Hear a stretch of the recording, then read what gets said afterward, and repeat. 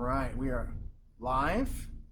Welcome to Meet the Masters. It's Tim Watson. I'm joined today by Master K, aka Joe. How do you say your last name, sir? Kaluzny. Kaluzny. Are we going with the hard L? I'm going with the hard L. No. Tomorrow it'll be Kaluzny. Kaluzny.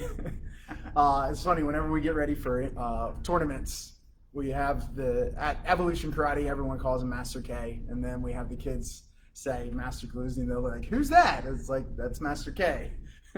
Not the easiest name to say for a 5-year-old, but welcome, sir. Thanks for joining me. No problem. It's funny, I've been using the Evolution Karate page to do all these interviews, and I think probably at like 19 or 20, and we're finally getting you on. I think we tried like a month ago, and then it didn't happen. But I was getting ready for SummerSlam at Hulk Hogan. He didn't show up to fight me. That's right. all that training for nothing. That's right. So, what's your thoughts on everything that's going on right now as far as coronavirus and teaching karate in this environment? Okay, coronavirus has basically it hurt everybody,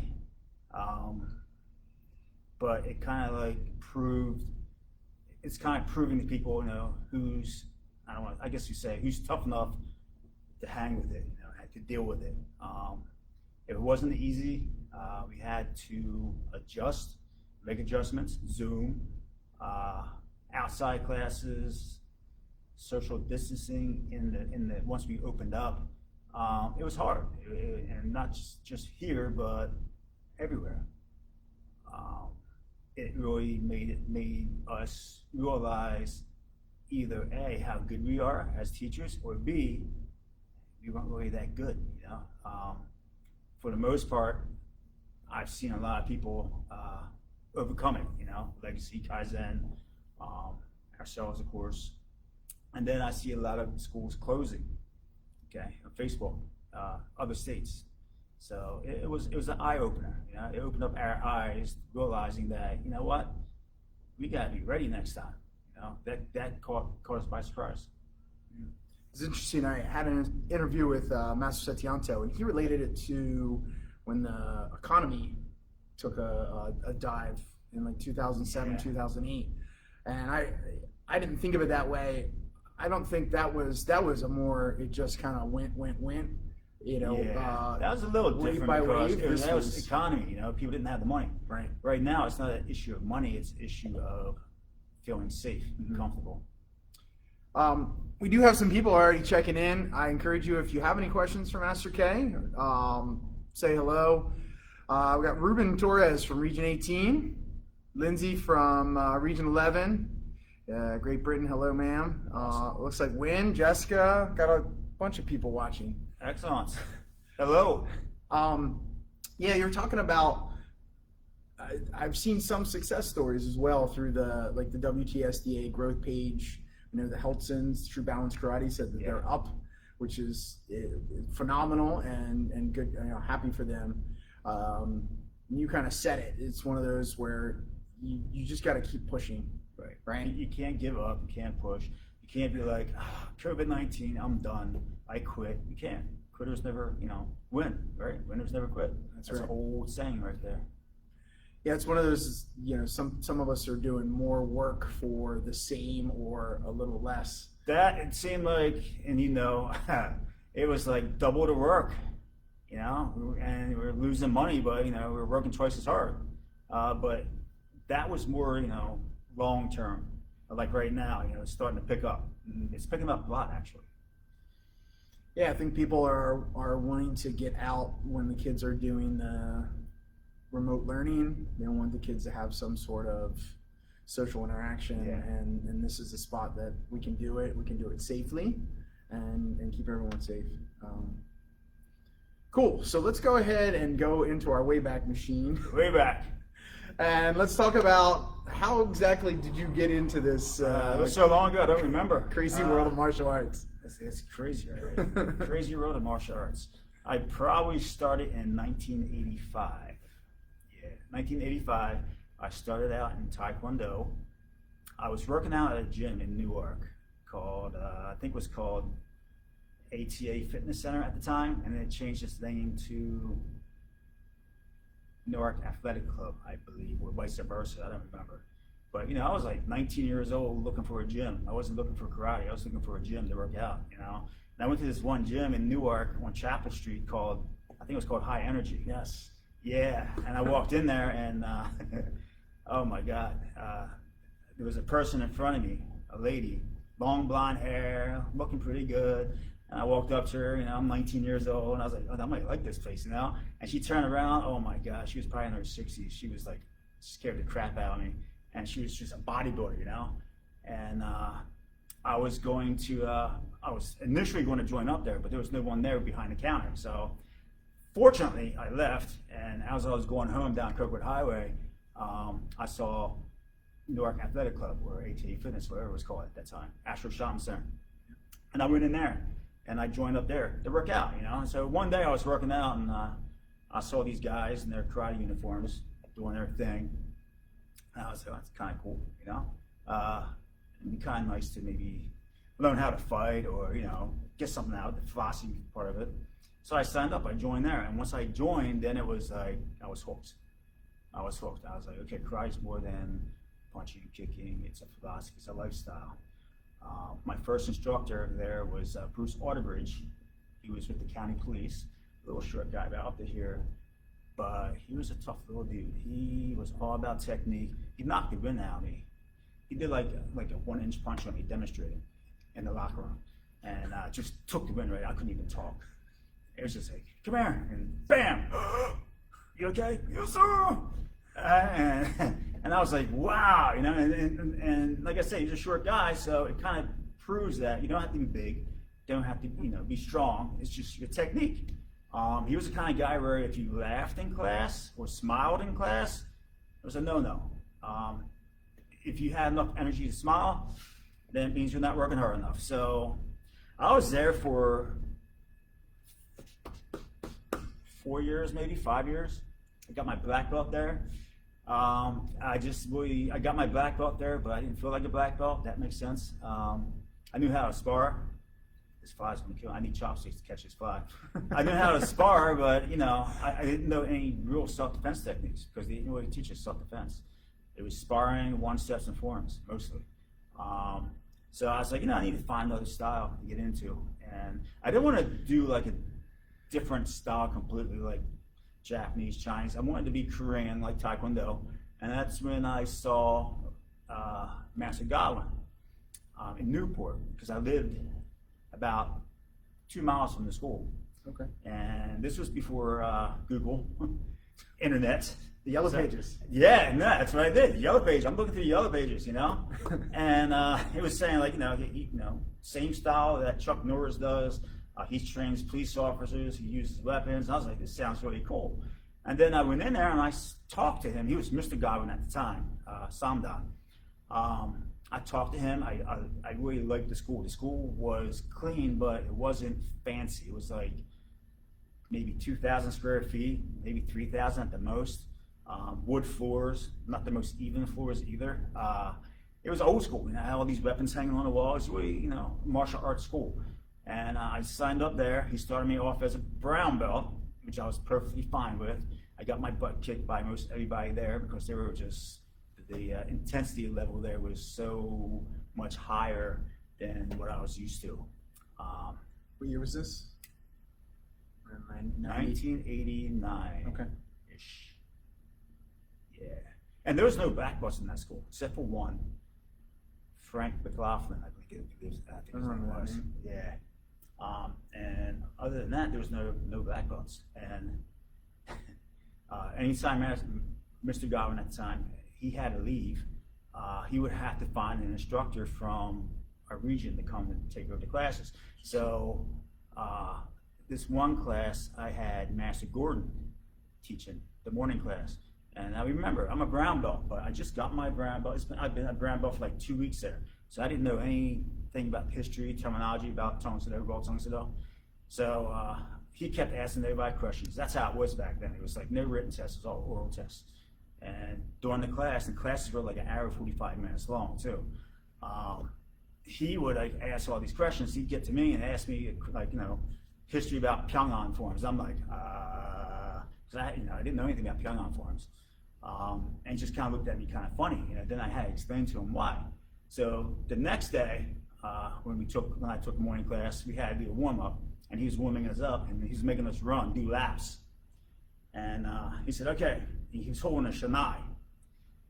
He would make us run laps, and he just, when you get up to me, hold your arms up and key up. I don't know what key up means, right? So run, okay, whack! Oh, great. Okay, I know what key up means now. So that's how I learned my terminology with Master Godwin. But it was good. I mean, that's how we trained back then. You can't do that now. Don't buy no shanais. Don't pool noodles maybe. That's awesome. I don't think I mean, it makes sense now that you say that.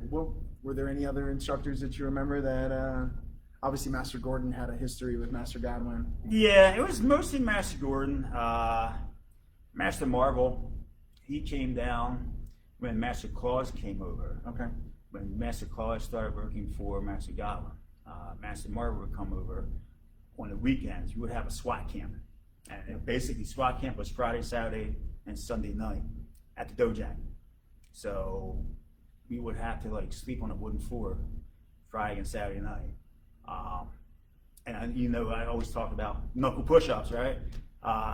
No lie, Master God on Friday night, once you got there, got your uniform on, he would say, okay, go outside, 10 knuckle push-ups. And he'd be like, I'm not talking about on the nice clean sidewalk, I'm talking like the crumbled up concrete, broken up concrete. And you'll go out there, do 10 knuckle push-ups, come in, he would look at your hands. And just these 2 knuckles had to be red. If any other knuckle was red, he'd make you out and do 10 more. So when I tease kids about doing knuckle push-ups, I'm not really teasing them because I had to do them. And it wasn't fun, but that's how we trained back then. I kind of thought it was fun because I'm crazy like that. I like training like that, but I can't do that now, obviously. Well, you started right. I was 21 when I started, so you were right around that same age. When I got my black belt, I was 24, and you pretty much do what it is. They would tell you to do that, and you would go out and do it, or yeah, you do it. Today, kids are like, no. They say right. no. No. We still got people watching, checking in. Master McCarty from Mobile, Alabama is watching. Let's see, Ahmad may be watching. Shannon Lopez, Miss Brandon Downs. Awesome. Again, if anyone has something, a question they want to ask, feel free. So, what year? How long did you train at the Newport location? And before I think after that, you were in Hockessin. I was in Newport. Then I transferred over to Hockessin. I don't remember. 89. I think around 91 is when I transferred unofficially over to Hockessin. I had just renewed my contract, so to speak, with Master Godwin. And Mark Carr was one of the instructors. He's a friend of mine that I got my black belt with back then. And something happened. I think he went off to the Marines. And when he left for the Marines, basically I hung out in Newport because of him and Mike Rooney. Mike Rooney passed away. He got killed in a motorcycle accident a long time ago. And so there's really nobody that was there. I didn't want to be a stand or a Newport instructor. Sorry. So I went to Hockessin, and I got along with Master Claus, Master Porters, and I spent most of my time in Hockessin. I would flip back and forth to Stanton, but most of my time was in Hockessin. So probably right around that time of when you went to Hockessin, you got your black belt? No, I got my black belt when I was in Newport. Okay. That was in 91. Tell us about some of those early Region 8 black belt camps. Wow. I talked with Master Gator last week, and he was talking about the ones again. They run back and forth to Master Beam. Britt, Master Beam, and Master Beam, Master Britt. Those were camps. I think they were in July. I want to say they were in July. It was kids and adults. We had to run a mile, so Master Beam would have us do the work disguised as repetition drill. Okay, when I say line up in front of me, line up, and he would move somewhere, so we would line up in whatever direction that he was in, and then he's, I'm over here, and then he sounded mean. He may have been, but I heard he was mean. yes, he was pretty mean about that. And I'll tell you, we did that for 15 to 20 minutes, 89 degrees outside, and he made us do at least 10 push-ups every time we messed up. So that was like, again, me, that's how I was trained. So, you know, I think we would lose a lot of people today if we did that to them. But I kind of like that hardcore training. Mm-hmm. Master Britt, you know, he was good with the Boken. He did a lot of stuff with the Boken. Master Chambliss, he was always the boxing guy. He was always good with his hands. Master Beam is the one that really stuck out because of that brutal exercise drill that he would do with us. Yeah, he killed us. So, and then in the mornings we ran, you know, and yeah, I don't know if I should say this or not, but what the coolest thing about Del Camp was Friday night and Saturday night, because that's where I really learned how to drink. I'm just saying, you know. Yeah, I'm not going to mention names, but, you know, this one master that hit me with a Shin, I won't mention his name. He would be the one ordering all these shots. You know, Master Godwin, you know, he would order it. Yeah, it was, yeah. Yeah. And then we had to run the next day. That's why running was so hard.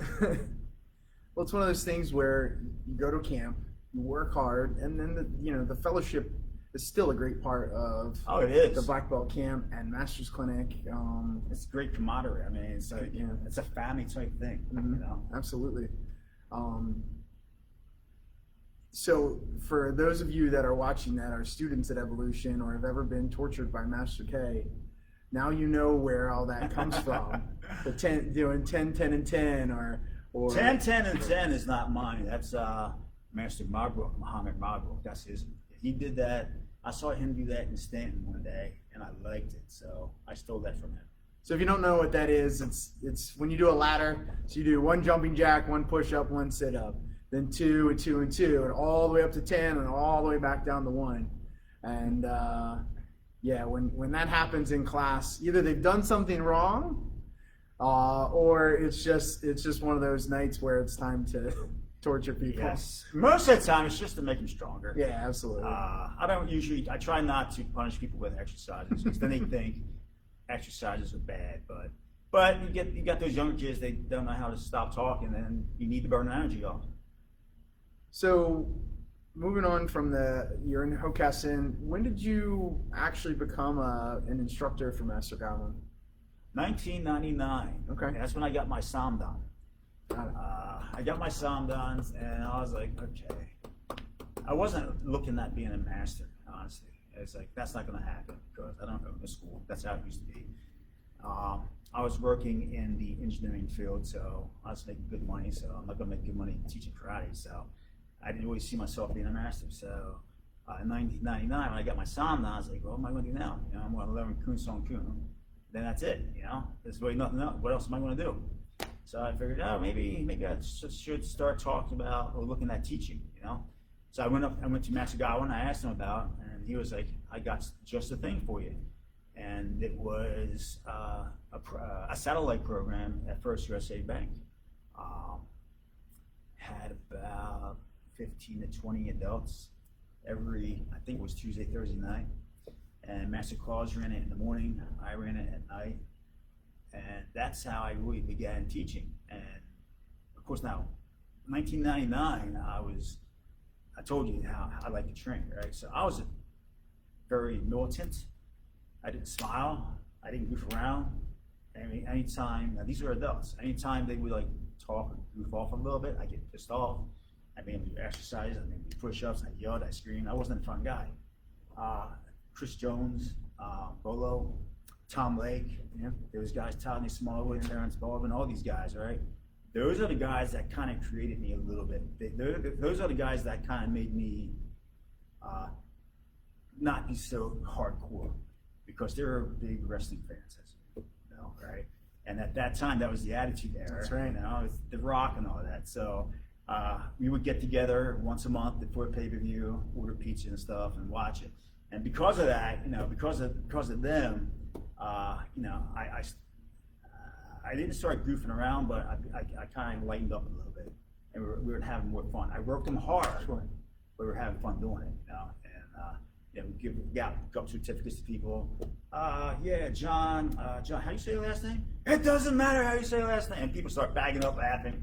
So it was a good time. We had fun, but they were hardcore. Those guys at the bank were hardcore, man. I made a competition team. I started a competition team there at the bank unofficially because we didn't do World Tong Soo Do tournaments. I mean, they competed in World Tong Soo Do, but the competition team, we had special uniforms which we couldn't wear in the association, obviously. So all we did was open tournaments, and we kicked butt.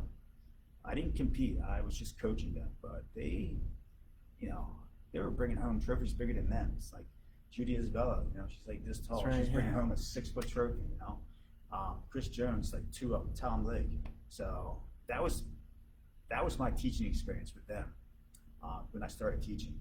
Then around 2001, I was working, like I said, in engineering field. The plant closed up, and I didn't work for a year. I was bouncing. I was a bouncer for a while.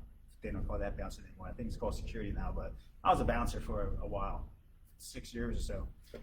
But in 2002-ish, that's when Master Godwin came up to me and asked me if I'd be interested in taking care of the Dover school.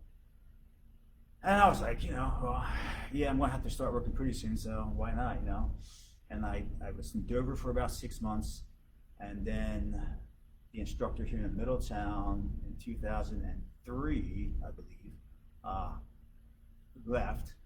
And once he left, that opened up Middletown. I came to Middletown in 2003, just a little close, because at the time I was living in Wilmington, so Dover was the next hike. So Middletown was just a little bit closer. So 2003 is when I started here in Middletown. Yeah, I didn't realize it was that long ago. People ask me how long the studio's been here. I don't know that one either. So when Probably mid-90s. Okay, mid-90s, and then it used to be an ATA. Right, I remember that. Over by the Village Gym. Mike Ingram, who was one of my instructors when I was at ATA. Interesting. And he just got tired of the business. And he didn't want to sell to ATA. He didn't like the way it was going. So he got in contact with Master Godwin, and Master Godwin bought it. From there, it's history. Okay. Got a couple people. Your wife says hello. Who? Oh, hey, hello. Brian Burkett says Tung Soo. Soo. Brandon Downs, the man, the myth, the legend. Thank you. I'll give you my autograph after we're done here. And then someone, Justin Skids, Olivia Young. I know Justin. That's Bruce's nephew, Bruce Johnson. Oh, there you go, yeah. Yeah, tell your uncle he needs to get back in here. That's right. One of these days, maybe he'll get in here. So, being with Master Godwin since late '80s, and then all those years, what was it that drew you to being one of his students, and then eventually becoming one of his instructors? Being one of his instructors, that just kind of happened. Sure, It's kind of happened, right? You always think about it. Yeah. I actually remember Tom Lake when I was at the bank. He used to ask me if I taught karate for a living. I said no. I said I do engineering. I can't afford to have me to be a teacher. It doesn't pay enough. Blah blah blah. But sure enough, here we are. What led me to Master Godwin was just I liked his attitude, his philosophy, the way he trained people. And I don't mean this in a bad way, but most people today would not stick around with Master Godwin's classes the way he taught back then. Master Godwin has changed a lot from the 80s to now. I mean, he would spit out line drills in Korean. They wouldn't repeat in English. You had to know what they were. And if you didn't know what they were, he would yell and scream at you. You see the veins popping out. He was a mean dude. He was very mean. But again, I kind of like that. I had that kind of personality. Not most people do.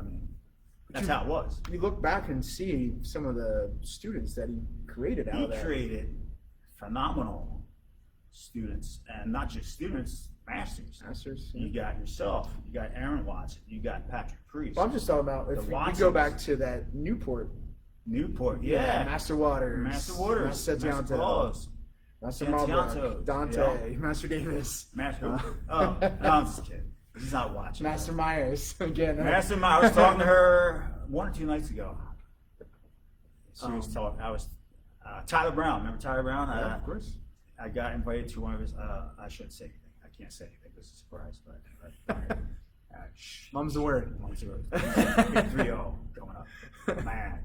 So I texted Laura Myers about that, and I hadn't talked to her in a while. And she was texting me saying, "Hey, I had been having these weird dreams, these karate dreams. It's a sign. That's right. It's a sign. We need her back. She needs to come back in some capacity." Yeah. So, obviously that dojang had its, or Master Godwin and that dojang had its magic and had its followers, people that, however many years have passed are still around, like you said, and then you got Master Broda, and then, like you mentioned, You myself, got Dow Hurd, Daryl Hurd, Phil Myers back in the day. Myers back in the day. Larry Pierce. I was going to say Larry Pierce, who passed away last year. He had a lot of students. And the quality of the students was because of him, the way he pushed us, I mean, you had students there that, they were okay. Sure. They showed up twice a week and just did the normal. But the ones that came, 3 times a week, 4 times a week, 5 times a week, gave 100%, they're the ones that took off, just like in anything, the more you put into it, the more you're gonna get out of it. Yeah. So we talked about those black belt camps from years gone by. At some point, they split up the camps and they did a kids camp. Do you remember what year was that? Oh my God! So the Region 8 has their own kids black belt camp. I wish they hadn't done that because we had a lot of fun. And I was a counselor for the adult and kids classes. It would be Master Myers, Laura Myers, Master Borriello, myself, John Smith. Remember him? We all sneak out. I shouldn't say sneak out. We all went somewhere and we would play poker and stuff like that. We had a good time while the kids were doing their lectures. But what year was that? I honestly don't remember. I know that in 2000 and maybe 5 or 6 is when we started doing Saginaw. Okay. Yeah, that sounds about right. Yeah. Somewhere around there. There's Camp Green Lane. Camp Green Lane. And there was another one before that. There was another one. Then Saginaw was around 2005-ish. I remember that because that's when I stopped doing counseling. I wasn't a counselor anymore, and I was Grandmaster Shin. Yeah, so that's kind of where I was going. I guess probably a lot of people, maybe even in Region 8, didn't know that you had the opportunity to do security for Grandmaster Shin. Was that just at the black belt camps, or did you have the opportunity to do that other places? Wherever he showed up, I was a security. I was on security with him. For Region 8? For Region 8, yeah. I think I've done some roads with him too. Okay. Yeah. That's funny because I guess this is going to probably come up, so I might as well get it over with now. Master Who. Do we want to go into that? Yeah, we can. Sure. So, awesome. I'll start with my side of it. I remember so that was like probably 04. All right. So I had just come on as an instructor for Master Godwin about that time, and I knew who Master Kaluzny was, but we weren't really didn't know each other, and they were doing stuff for Master's candidacy, and it came up that Master Godwin shared the story that when he put Master K's name up to Grandmaster Shin, he's like, I want to put Joe Kaluzny up, and he goes, Joe who? And for many years, Joe was known as Joe Who, and he had to do Master Who. The Master Who. No relation to Doctor Who. He had to do. We called it the Joe Who World Tour. Yes. Where he showed up to every World Tong Sudo event that was, in close proximity. To make sure he got the name out. So So what happened was, he put my name up along with other people, and of course he said no to me, and then Master Godwin, flipped out on him on the phone because Chrissy Sheridan was working for him at the time. She told me, he said, "Dad, Master Godwin's screaming, yelling at Grandmaster Shin because he won't put me up, blah blah blah." And then Master Godwin comes out and goes, "Hey Joe, come over here." I said, "Okay." We have a meeting with Grandmaster Shin in Philadelphia. And I was like, great, fantastic, He wants to meet you. We have a meeting. I've got a meeting set up with you. And this was my headquarters in Philly. He had to walk up the 26 steps or wherever it was, right, straight up. So I had to go meet Grandmaster Shin. And I went in, no smile on his face, just sit. I was like, okay. And I'm sitting there. And he's saying, how, the reason why he didn't want to, put me up is because he says, his exact words, he says, KMAI, Korean Martial Arts Institute, you're in the Hall of Fame. I said, okay. Well, Tone Sudo, you're 0. And I was like, okay, awesome. And you know what? I wasn't mad. I was a little surprised, but I wasn't mad or anything. I was just, okay. And he's saying that, I have to do this, do that, do this, show your face. What do you do for the World Tone Sudo Association? What do you do to promote students for Tone Sudo? And that was his big thing. And after I left there, I'm driving, I had to be back in Middletown, because even though I had a meeting with him, I still had to be here in Middletown, Fort Myers. I'm driving down 95, and I started thinking about it, then I started getting pissed off. Like, what? Wait a minute, he called me a 0? So I said, all right, I know what I gotta do. World tour. And that's what I did, every event. And honestly, I still do. I go to everything that I possibly can. Sure. And I start showing my face. And 2 people that kind of really helped me out, they may not know this, is one who's passed away, Michael Petro, Master Petro, and Master Fisher. Because every time I went to a function, those 2 guys made sure that I came over to Grandmaster Shin, even though I didn't have anything to say to him. Come on over here, talk to him, just show your face. Master Petro back then was in charge of test conducting. So he always made sure that I was a conductor of testing. Nice. So those 2 guys, Master Fisher and Master Petro, really helped me out getting known to Master Shin. Who, with that said, this is the funny part, this is what I still don't understand. Talking about being security for Grandmaster Shin. When we had camp here in Camp Saginaw, he was here, so he needed security guys. And Maggie Gonski was working for headquarters at the time. And she got in touch with Master Godwin, and Master Godwin got in touch with me saying that Grandmaster Shin wants me to be a security guy. And I was like, okay. I'm like, he doesn't know me. I'm not 0. I'm Master Who, or Joe Who. Joe Who. Right? And he goes, hey, well, he requested you because he said he feels comfortable around you. And that just kind of like blew my mind. I was like, okay. So that's how I became a security guy. Then this, I don't know what year it was, but right before that camp, we had dawn testing in April. Okay. And Master Borriello and myself, whenever we were together, it was trouble. Okay, we got in trouble. Okay, and Mr. Romano passed away too. We were having fun, okay, but we got in trouble. So one day, and I shouldn't say this, but I might have to say it now.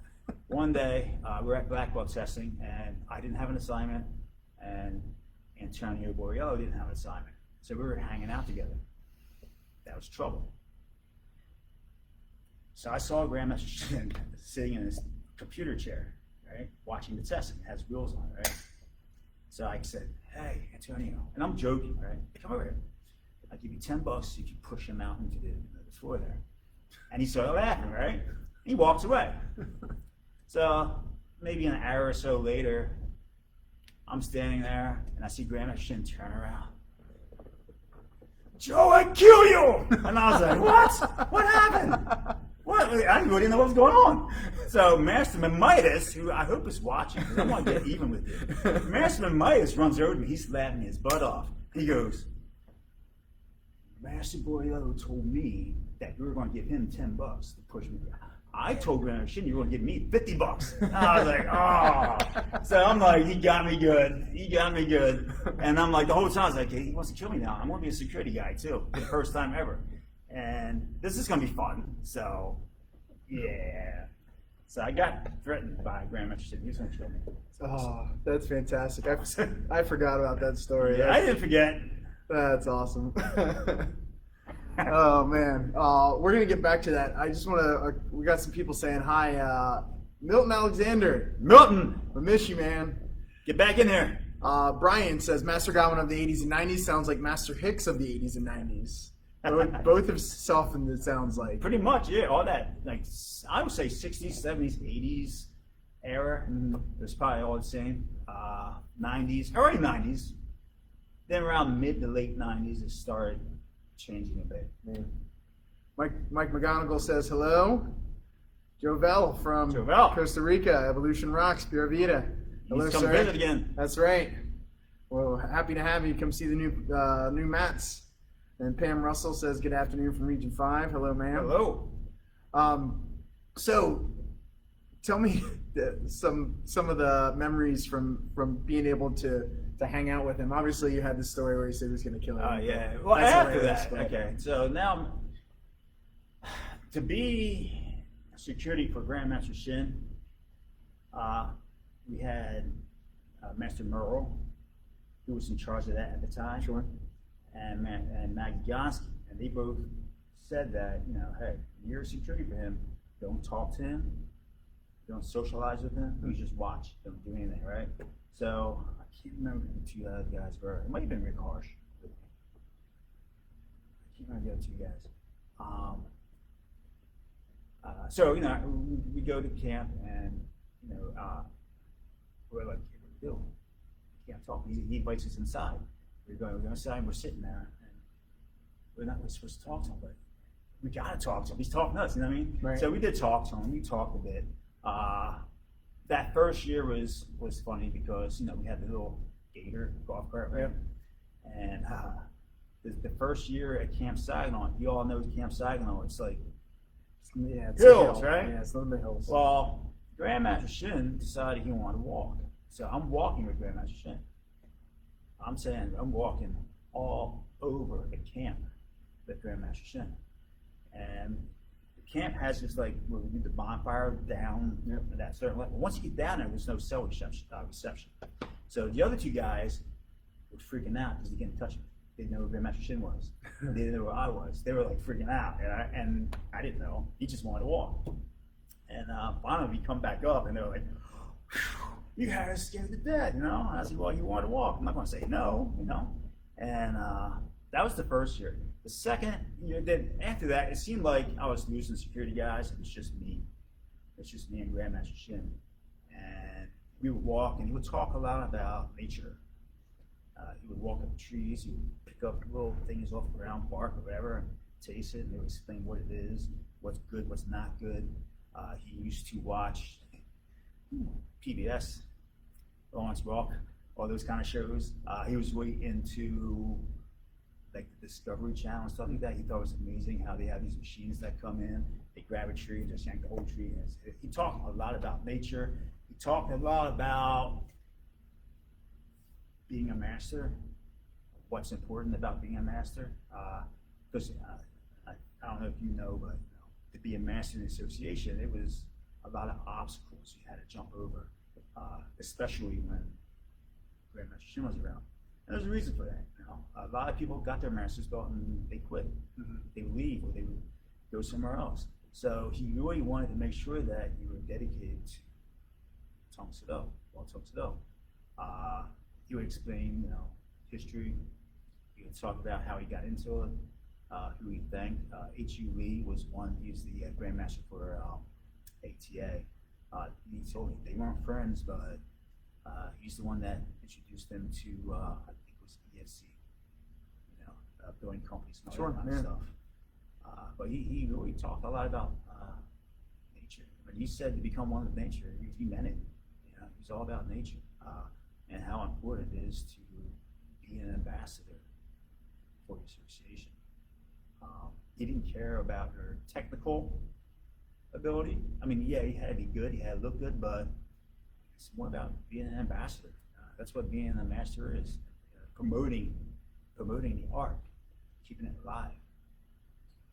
Yeah, I think not just being an ambassador, but all these years now working for Master Godwin, and then 2015 you buy the KMI Middletown location from Master Godwin and create Evolution Karate. Maybe talk about that time frame, like going through the process, and were there doubts, as far as going out on your own? And I don't think there's ever any doubts, concerns, not really owning a business before. Because you can manage a school, you can own a school, two different things. When you're managing a school, or not just a school, a business, you're managing a business. You care, but all right, if you have a bad month, it's not a big deal. You don't have to pay the rent. You just gotta get a paycheck. When you own, it's like every little thing is like, okay, what if I don't make enough money to pay the rent? What happens if this happens? What happens if that happens? So it's a lot more responsibilities. Never any doubts. When he asked me if I would want to buy it, it was a no-brainer, because I've been here since '03. I've been running the school. I've been managing the school. I've been doing the advertising. I mean, I've pretty much been doing everything that I do now. So I knew the numbers, right? So I knew, and I knew Middletown was growing too. So it was a no-brainer to do it. So there was no doubts. Just like anybody starting a business, it's a little scary. Not knowing taxes, bookkeeping, all that kind of stuff. That's not my forte. Engineering and bouncing is all I know. Making designs for Matt. Yeah. Get on AutoCAD. I designed a floor layout. Little yellow dots. That's from Dusty Birds. That's right. One of the things I appreciate about you, especially as a businessman and leader of a studio, is you're even keel. Like you don't go too high or too low. If something happens, like with everything that's going on with coronavirus, you had a positive mindset throughout, and it's just like, yeah, things stink right now, but just gonna keep going, just keep trying, keep pushing. What do you attribute that kind of positive mindset to? Power of positivity. New day. Zig Ziglar. Yeah. No, here's the thing. Like, you get upset, you get mad, or you get sad, whatever it might be. What good is that going to do you? Instead of getting mad, getting sad, do something. Do something about it. You got to have an open mind. You got to be positive. If you're thinking negative all the time, then negative things are going to happen. You can't think negative. You have to be positive. It's not worth not sleeping at night. I've always had that. I let things roll off. Whatever. And again, that's the karate part, the philosophy, the training. Someone throws a punch at, hey, don't block hard, just move out of the way. Let it go past. Parry. Another reason why I think we're where we're at is because I'm not greedy. It can't be about the money. Where a lot of karate schools, it's about the money, and people see that and they oh, okay, this guy here, he doesn't care. He just wants your money. I don't think about the money. I think about the money because I gotta pay rent, but I don't make it all about the money. So I think with that and just having an positive mind and an open mind too, really. I feel like we overcame the coronavirus thing. Like I said, we're picking up now, so you just can't. Something bad happens, you just can't be like, okay, I'm gonna go run and hide. You can't face it. Our on Facebook, our Facebook group for Evolution Karate is the Evolution Tribe, and for years, Master Godwin always talked about you fostering a family atmosphere and just you get people invested in being a part of the studio. Where did that come from? That's a good question, because here's the deal. All right, when I was training with Master Godwin in Newport, I got in the crowd because I didn't want to make friends. I didn't want to get in the crowd to make friends. Okay, I was kind of standoffish. Okay, I had my own little circle with no friends in, just me, right? And I could be friends with you. I had friends, but I had this aura around me where this is one Donald Promontory, who was a kid at that time. I'm stretching out on the floor, and he walked by and he stopped and he goes, "Oh, I'm sorry to put invading your space, sir." And I just looked at him like, "Oh, what? What are you talking about?" I gave off that thing, like, and now you look at how it is here. It's kind of like, really? I had people when I came to Middletown in 2003, kept asking me if I was in the military because they thought the way I presented myself. I never smiled. I never did any of that stuff. I was a drill sergeant, and you look at me now today, and it's kind of like, really? Really? That was you? Yeah, I was that way back then. But I think we want it to be a family. We want people to come here because they enjoy coming here. I want them to think of this as their second home, and a lot of people do. Sure. You talk about certain individuals helping out in class. I think sometimes it's too much of a home because they get too comfortable. Mm-hmm. But we want people to feel wanted. We want them to feel good about being here. There's a lot of stuff going on outside, with race, coronaviruses, and tornadoes not too long ago, right? Yeah, right. But a lot of bad politics. I mean, it's a lot of bad stuff out there. Drugs. So I want this to be a place where they come in and all that stuff is out there. It stays out there. Take the shoes off, come on the mat. All of that trouble goes away. I want this to be a positive atmosphere. No worries. Yeah, and it's great in that sense where I'm doing an intro, and I did one with a mom and a daughter, and I can point out and say, "See that lady? That's her son. That's her kid. That lady, her kid's watching." Those 4 siblings, there's the Rigors, all 4 of them are black belt siblings. The Kellers, it goes the Jacksons, it goes on and on and on, where we've been able to bring in families and train together. And being of someone who has a wife who's a master and 2 kids are training. One's a black belt, one's a Chodan belt. Right.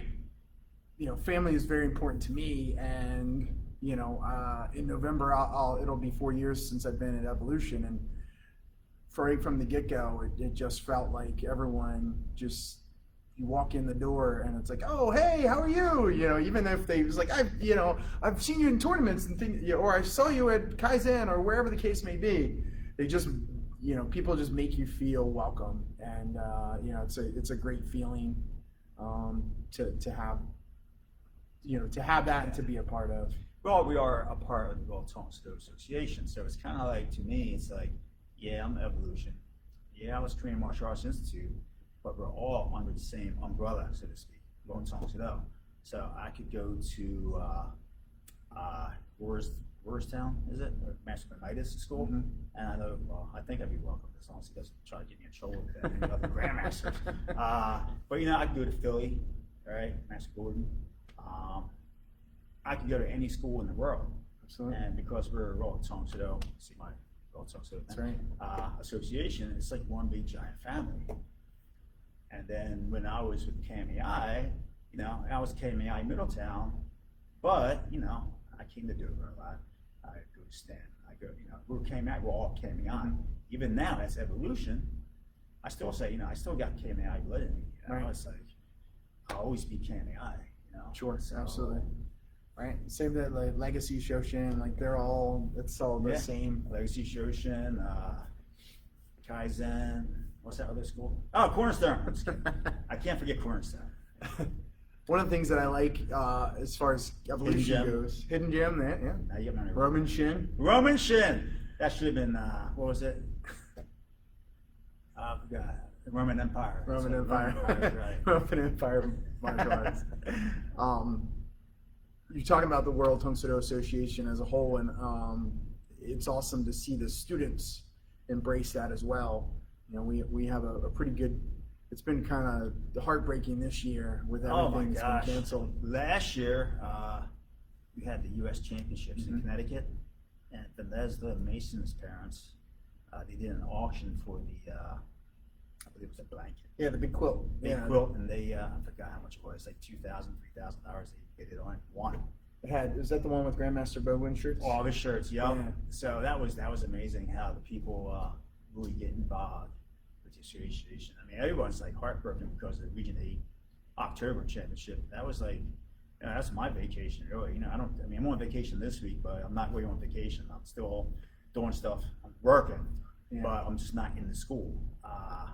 Even though we're in the school. Although we're in the school. Hey, wait a minute. I get next week off now.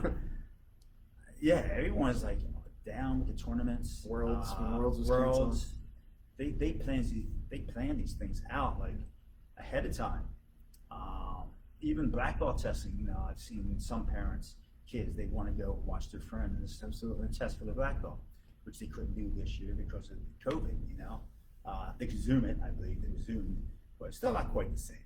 No, but no. But yeah, it's amazing how people really get involved. Not just with the karate part, but you know, parties. You know, they have a party where you get invited to all these different events that they have. It's like one big giant family. Absolutely, yeah. You go to regional events, and then afterwards, like our regional championships is at Kalahari. Yeah. So you get a cabana and it's this big water park, and all the kids are playing, and it's great to have that family outside, not just evolution, but outside of, you know, you go to Region 8, and my daughters have made friends with people outside of their school, and it's awesome to be able to foster that in them as well, in a different generation. And our school, as far as being a part of evolution, every event, you know, we have 40 to 50 people show. And like I said, it's really tough, and hopefully, fingers crossed, we can do next year. We got nationals. It's supposed to be in Chicago. I'm looking forward to that. See the Region 5 folks. Let's see. We're getting close to the end here. I'm trying to think of anything else we haven't touched base on. Is there anything that we haven't talked about that you want to? So actually, let's talk about this evolution karate. Where did the idea of evolution come from?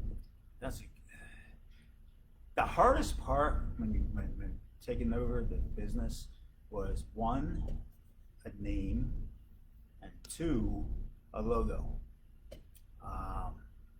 So you know, I'm a wrestling fan. You know, so I'm trying to figure out a really cool name for the karate school.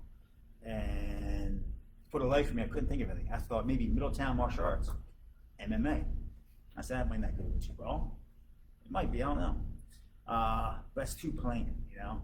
So one day, I started joking around. I'll just call myself the Four Horsemen, right?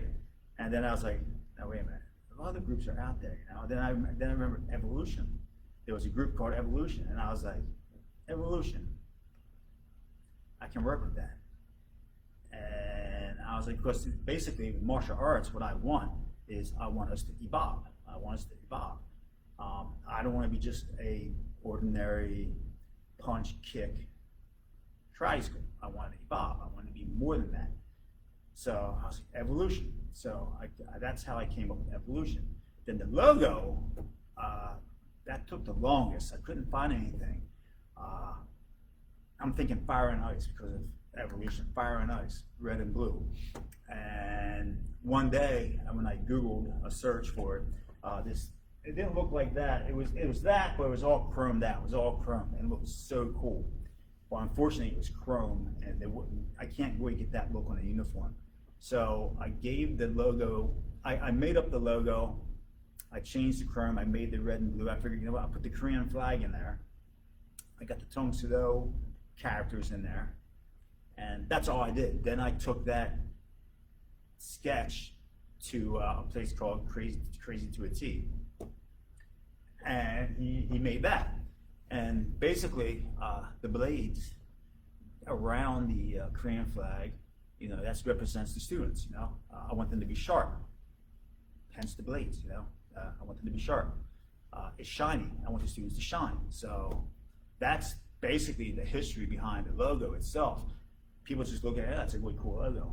Okay, but what does it mean? You know, well, it's Korean. It has a Korean flag in it. The blades represent, you know, I want you to shine, I want you to be sharp, I want you to excel as a student. And that's how I came up with Evolution. And then when I first started, I had karate, kickboxing, taekwondo actually. I rented the place out to a taekwondo guy, and BJJ. We still have BJJ, jiu-jitsu, and next week we're starting kickboxing again, so we'll see where that goes. But I want it to be like, you know, I want to evolve. I want the martial arts to evolve. I don't want it to be like what it was when I trained, because I know we'll go out of business if it's like that. And people don't want to get yelled at, they don't want to get hit, they don't want to get hurt. I get it. But I want people to be tough. I want them to train hard. And there's ways you can do that. You don't have to scream at a person. You don't have to yell at a person. You don't have to hit a person to get it through their head. And we do that. You know, you and I, you know, and whoever else is here, we do that. We train them hard and make them work hard. And I believe we make them really great martial artists. What I don't want to be is a McDojo. You know, I don't want to be a black belt factory. You know, I think sometimes people see a school this big with this many members, they think you're just McDojo, you know, just handing out belts. We don't just hand out belts. We make martial artists. They have to earn those belts. Many times I told kids, you can't test this time. You got to wait till next month because you're not ready. Black belt testing, I had, 21 people that was supposed to test for the black belt in the fall, and I think I got 12 now. I got like that, they went down to 12. If you're not ready, we're not going to send you. We're not a black belt factory, you know? We're a commercial school, yeah. And people usually think commercial schools are just black belt factories, but maybe most of them are, I don't know. But I know we aren't. We make good quality black belts, not just black belts, students. Cool. Well, I think we covered a lot. Is there anything else you wanted to touch base on before we finish up? Say shout outs or shout outs. So I can give a shout out. I think you gave quite a few shout outs to the old school guys that used to train with. I did. At some point I'll get Master Midas at some point. I'll get back even with that. Master Gordon I still ain't gonna mess with. He scarred me for life with the Shinai. Put out the missing persons notice for Master Bordello. Yes, he's MIA. We went to Manhattan one day, just out of the spur of the moment. He said, "Hey, my wife's away. Let's go to New York tonight." Okay. We went to Manhattan. We were walking around Central Park at midnight, and we were both like, "Should we be doing this?" I said, "You're a master. I'm a master. Well, I'm going to test our skills. So why not?" It ended up okay. We didn't get attacked or anything. So, but yeah, we had a lot of fun together. He's into. I think he's into bodybuilding now, from what I hear. Oh yeah, you're right. I saw Master Mark showed me a picture of that. Yeah, Muhammad Marbrooke. No, we trained together for a while. Before I went to Masters Camp, every Thursday we would get together for about 2 hours to stand and just work out. Yeah. And then it was Muhammad, Tyler Brown, Richard Stevenson. He was a black belt. I remember Richie. We went to Dixon High School one day, ran the track. And then after that, we went back to Stanton and did another hour or two training. Yeah, those were the days. Back in the day. That's right. With Master Setyanto, we talked about Tuesday morning classes. Yeah. Yeah. Oh my God. Yeah. The classes were good. We had a lot of fun with the classes. The business meetings afterwards. Then we had business training. The classes were great. What was I going to say? Oh, Santiago, yeah. I remember he was just a little guy. And we did Hapkido together every Wednesday, I believe, for like, I think it was 3 hours. That's right. 2 hours. It might have been 2 hours. Dojo? Yeah. Well, no, that was in the mornings. Oh. This was Master Godwin. So for a good 10 to 15 minutes, we had like basic gate number 3, we had a flip. He would practice the flips for about 10, 15 minutes. And at the time, it was great. But then the next day, you woke up, it was like, oh my God, I got ran over by a truck. But that was Jeff and I, and there's a few other people that was there too. I'm not sure Craig Lewis, you remember him or not. I do, yeah. I'm not sure he was there or not. Now it's crazy. You know, it's funny how you look back, you look at who you trained with, you know, and like he's still around, you know. 30 plus years being around. I was thinking about that today. I was like, who is still around that I started with? And the only person I can think of right now is Master Waters. I mean, Master Claus, but he came in after I came in. He was with the association longer because he was in Philly, but he came to Newport not too long after I started.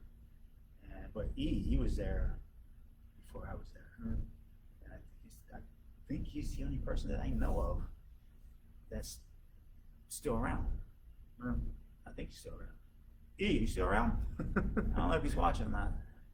If you get this message, let us know you're good. Yes. All right, sir. Well, thanks for... Master Muhammad is watching. That's awesome. right. You're the best, Master 10, 10, 10. Give me 10, 10, 10. All right. Well, thanks, everyone, for joining us. I hope you had fun learning a little bit about Master Kaluzny and Evolution Karate and his history. And, oh, phone's ringing. That's right. They That's want right. to talk to me. Master Marbrook's calling.